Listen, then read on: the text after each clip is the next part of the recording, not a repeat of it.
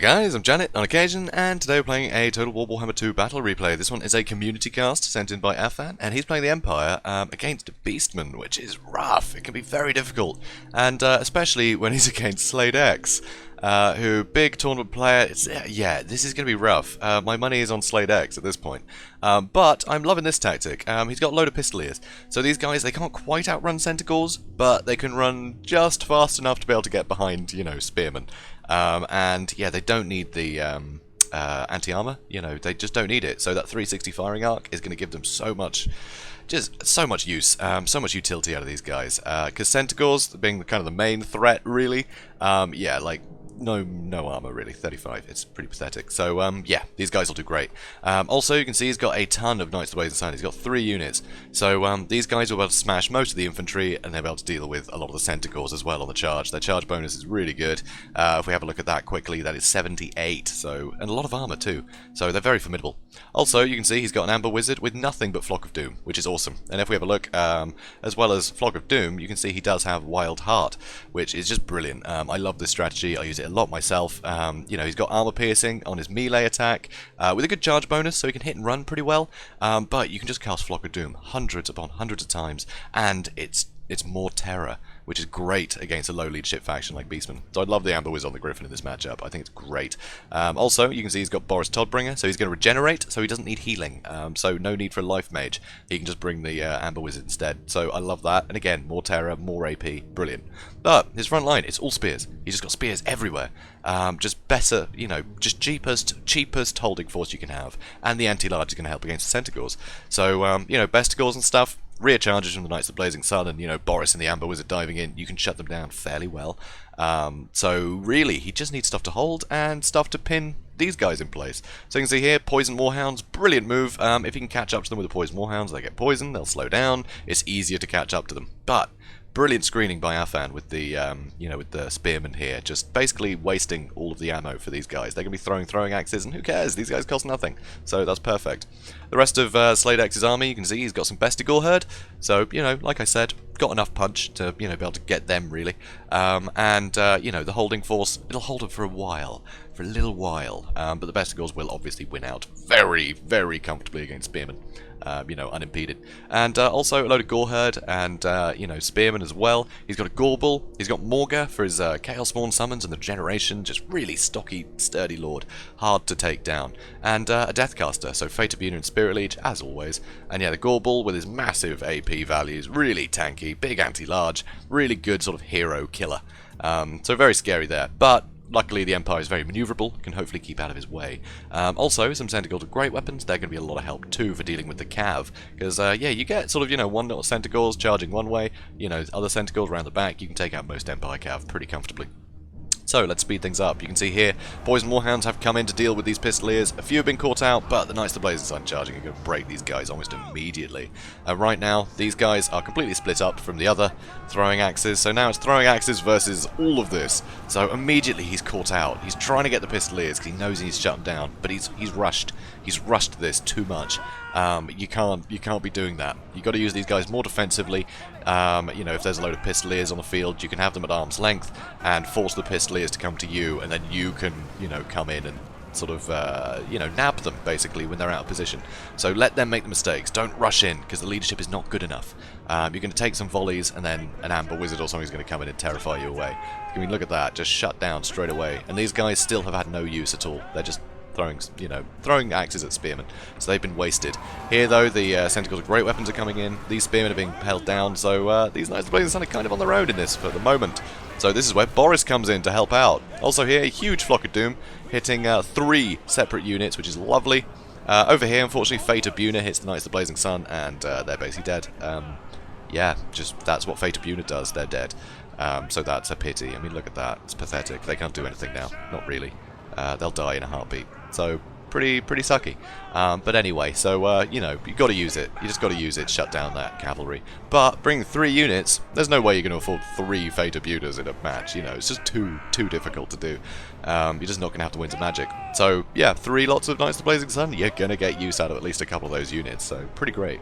So obviously Bestigors are an absolute tear. Now they're just going to get shot up a bit. They got a lot of armor though, so the Pistoliers aren't going to be great. But he's keeping away from the Centaurs, which is awesome. Also, you know, still some hounds on the field, but not a lot. These guys, with, you know, the damage they've taken, terror is going to hit them pretty hard, pretty quickly. So here, Deathcaster now being focused down by the Griffin. Chaos Spawn summoned here to bog in Boris, but there's nothing to follow up. You know, there's nothing nearby to capitalise on the fact that he's kind of pinned. So Boris and the Knights of the Blazing Sun can kind of just kill the Chaos Spawn, honestly. Here you can see Bestigor been terrified. They're not immune to psychology, so Terror even works against Bestigors, which is amazing. So you can see the Wizard being, you know, he's routed. I think he might come back, or he might get intercepted. Hard to tell. So, you know, still Knights of the Blazing Sun, all these Pistoliers on the field. A lot of the Spearmen have had a very bad day. These Knights of the Blazing Sun got chased off by the Gorbel, but he over-chased, I think. You know, he could have counter-charged if the Knights of the Blazing Sun tried to attack anything near the Gorbel, but no, he tried to chase them off, and they have come back anyway.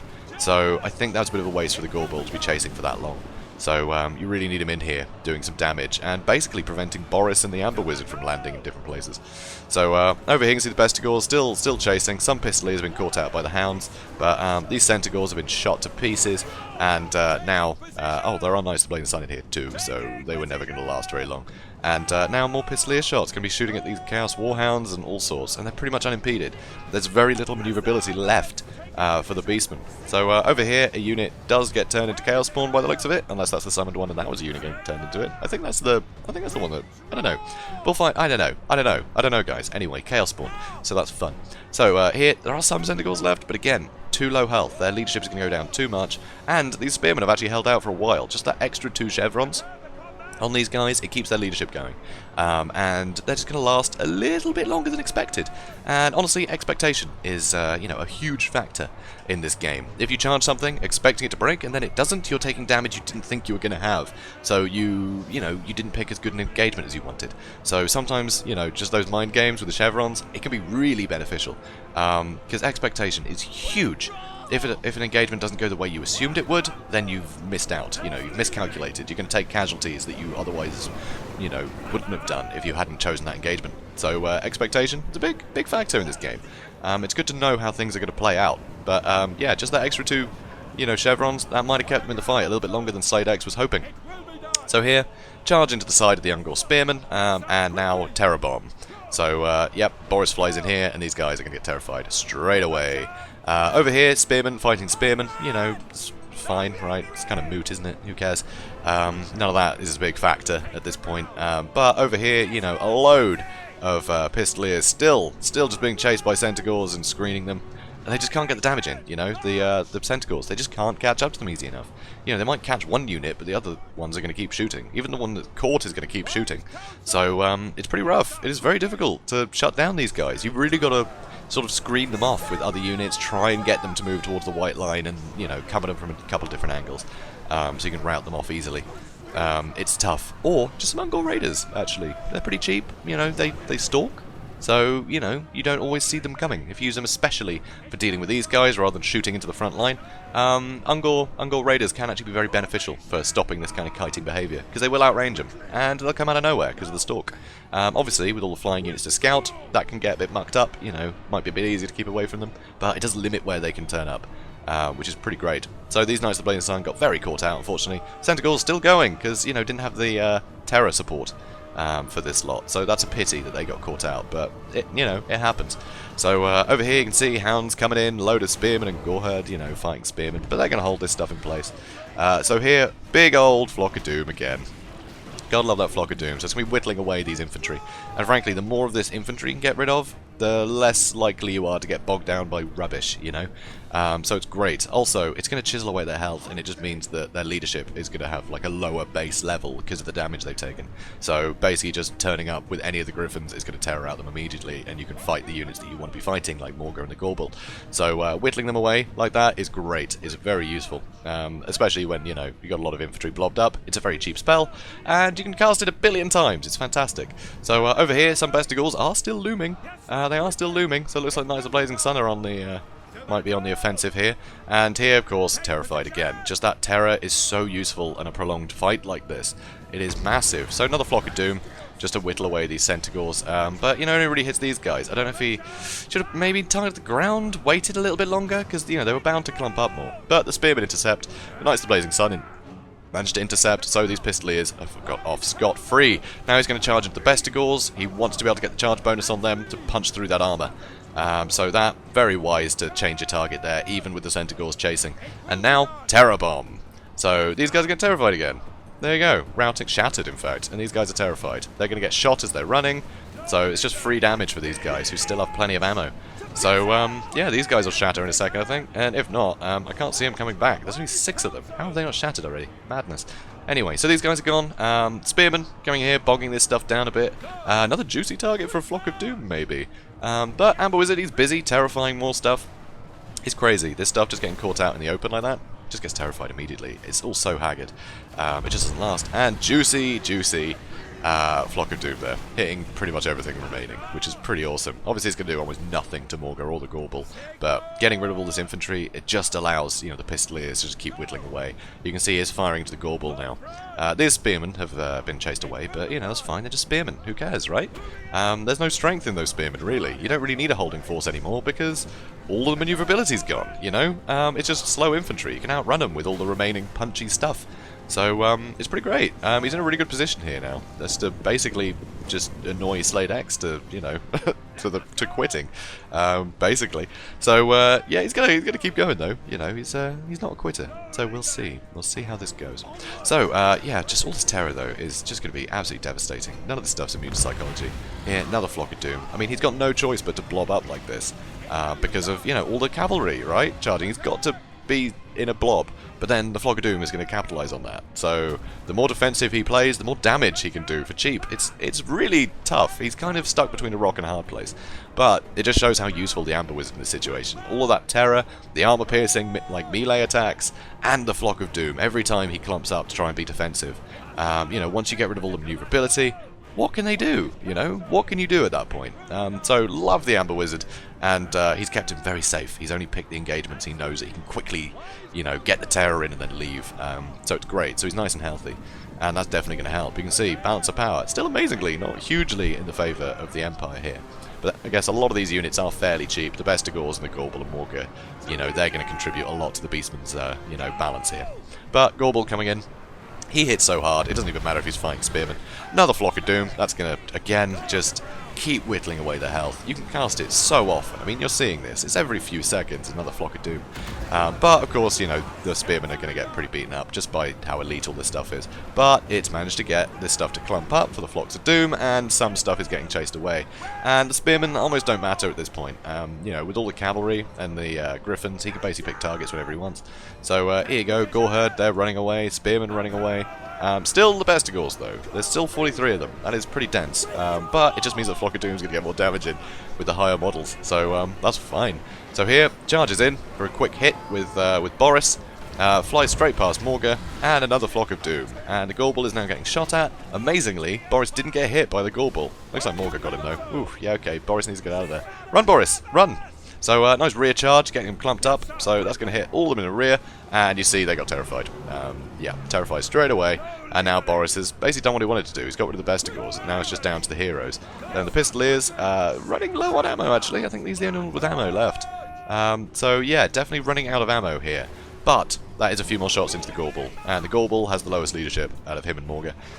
His leadership is now at 49. And that's not going to take long to break. A bit more damage, you know, a couple charges from the Griffins. You know, well, one charge each from the Griffins, and he's going to be on very low health. One of them will probably be a rear charge, there'll be terror.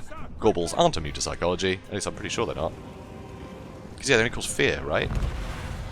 Yeah, they only cause fear, so yeah, not immune to psychology, so he can get terrified. Another Flock of Doom, I mean, might as well, I guess. There's nothing else to really hit him with. Except these Bestigors, actually, he could have hit these guys, it might have shattered them. It can be quite good, just to put a little bit of extra damage in. But yeah, definitely would have chased these guys away. That's a bit of a nuisance. He's got to waste time charging them. He just might take a bit of extra damage. I mean, it's kind of moot at this point because they're pretty damn injured. They're going to get terrified almost immediately if he chooses to. So anyway, charging in again. So, you know, Spearmen coming in, Pistoliers coming in. You got the Knights of the Blazing Sun coming in, and yeah, Boris getting a nice big hit on the Gorbel, and then the rear charge from these guys, and then a further attack from the other Griffin, and that Gorbel, I am amazed, is still holding on, quite frankly. I am very surprised he's still going. How? How is he still going? There we go, now he's routing. Jesus Christ, I'm really surprised he lasted that long. Anyway, so Knights of the Blazing Sun now. They're going to go charge the Bestigor. Because why wouldn't you, right? Going to terror bomb him. Just Pistoliers that have basically outgrown their use without any ammo. And Spearmen, they're just going to hold Morgar in place for a bit. And yeah, boom, they're terrified, and they'll probably shatter very shortly. And at this point, yeah, Sladex knows there's nothing he can do. That's getting chased away, and he'll just basically sit there getting, you know, cycle charged for days. So there's not really any point. He's lost already, so he quits.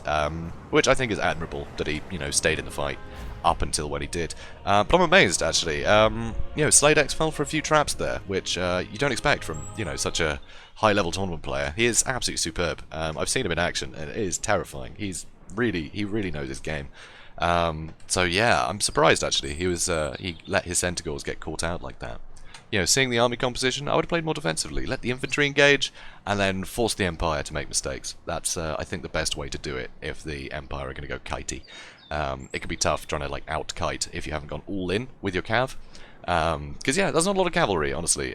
You know, for a Beastman army, it's not a huge amount, but this is a lot of cavalry for an Empire army. So yeah, I don't think you really want to compete with it. You know, keep you guys defensive, keep the Bray Shaman alive for a bit longer. You can kill a couple of the Knights of the Blazing Sun, you know, with Fate of Bunas, and you can just, you know, prolong the engagement a bit. I think that's the way to do it.